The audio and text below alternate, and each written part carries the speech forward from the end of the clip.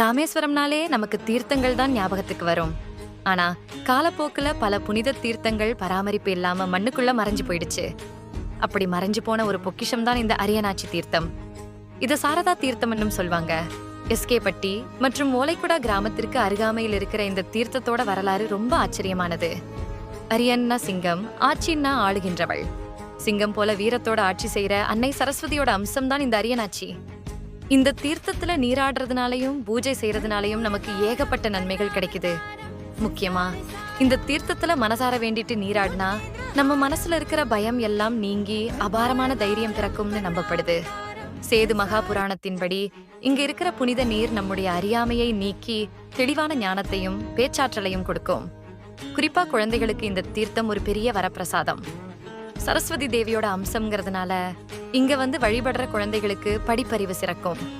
மந்தமா இருக்கிற குழந்தைங்க கூட சுறுசுறுப்பாவும் கூர்மையான புத்தியோடவும் மாறுவாங்கன்னு சொல்லப்படுது. குழந்தைகளுக்கு தேவையான மன தைரியத்தையும் ஞாபக சக்தியையும் இந்த தீர்த்தம் அருளுது. இந்த இடத்தோட வரலாறு ரொம்ப சுவாரஸ்யமானது. ஒரு காலத்துல அடையாளமே தெரியாம இருந்த இந்த இடத்த ஊர் மக்கள் அடையாளம் காட்டினர்.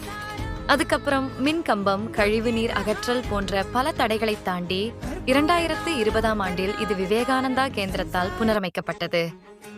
புதுப்பொலிவோட காட்சி தர்ற இந்த அரியநாச்சி தீர்த்தம் நமக்கு அறிவையும் மன வலிமையையும் கொடுக்கிற ஒரு புனித இடமாத்து திகழுது.